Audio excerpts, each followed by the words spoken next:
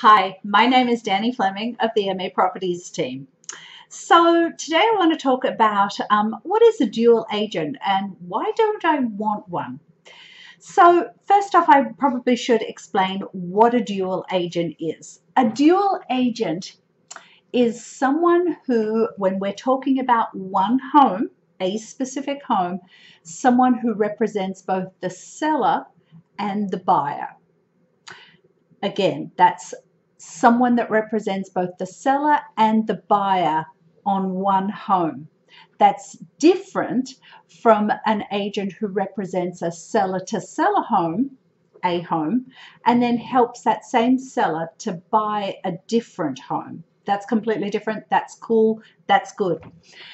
A dual agent represents both parties to transfer one property from one party to the other party. Bad idea. Bad idea. Why? A listing agent's job, and since this is Selling Essentials videos, so let me talk about it from the perspective of a listing agent representing the seller.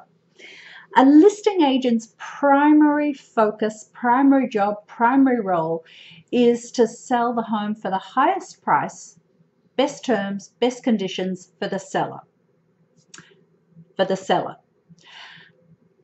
When you have an agent who works as a dual agent, then they're representing the buyer as well on the same house. So how are they going to get the highest price for the seller when they're working with the buyer? They're going to be sort of hedging their bets and maybe I can't get them to go up any higher because those buyers, they're not going to go up. All of this sort of stuff. They're not negotiating on the seller's behalf wholly and solely. There are so many instances why people think that having a dual agent is a good thing. None of those reasons are accurate. You should never use a dual agent when you're selling your home or when you're buying a home. You shouldn't be working with the listing agent when you're buying a home.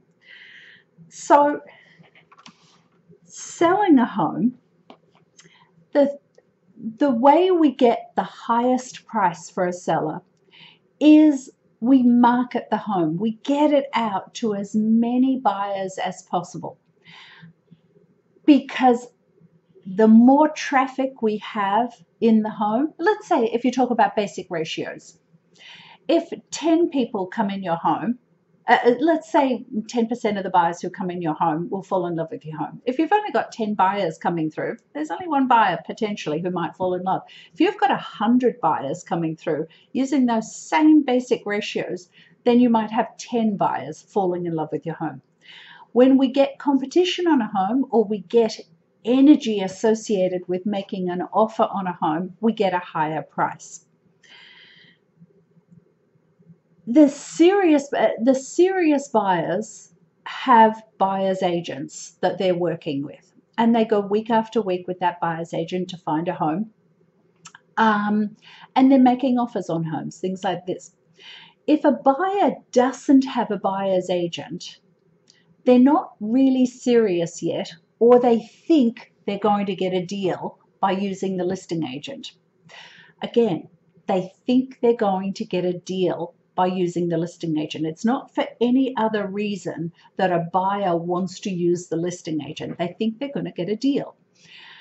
And unfortunately, some listing agents will not necessarily get their sellers the highest price for a home, because they also want to work with the buyer, because the fee you negotiated with your listing agent, if there's a buyer's agent involved, then the buyer's agent company gets half and the listing agent's company gets half. The listing agent thinks, well, if I work with the buyer, I'm going to get all of it. And that's not a good thing, because it's not in your best interests that they're doing this. It's in their best interests. An example, gosh, 6 weeks ago, maybe a little bit more, my husband, who's an agent, Marcus Collins, made an offer on a home for one of his buyers. It was $1,350,000, no inspection, no mortgage, and he didn't get the home. Okay, that happens. But it ended up selling about 4 weeks later for $1,265,000. So that was a lot less than the offer that he came in with at $1,350,000. But the $1,265,000 was the listing agent. She represented the buyer as well. So did the sellers even know about the higher offer? Why would a seller take an offer that's, let's see, $85,000 less than another one? No idea. But if you work with a dual agent, someone who's representing the buyer and the seller, you will always be questioning, was the advice I got from my agent for my benefit, or was it for the buyer's benefit? And a lot of the time, you're not going to know. So it's a really bad idea to work with a dual agent, someone that represents both sides on the one house. Really bad idea. The ethical agents won't do that. Just won't do that. I get occasionally questions from buyers who want to write an offer with me on a home, and I explain politely that they are far better using a buyer's agent to help them buy a home, because they're going to get good advice. They're going to, have someone that's representing them to buy the home, and I just don't do dual agency. But more often than not, I will connect those buyers with a colleague, someone in our team, and the buyers just want a deal. So they just want a deal.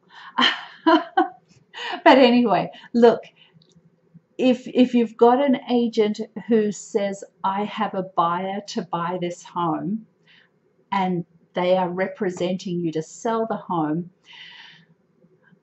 be very, very careful, because of the fact that you are far better off exposing your home to the wider marketplace and getting multiple buyers coming in to see the home. You're not going to get a high price for the home if you just have one buyer come and see it and you sell it. That's not going to get you the highest price. So you don't want a dual agent, okay?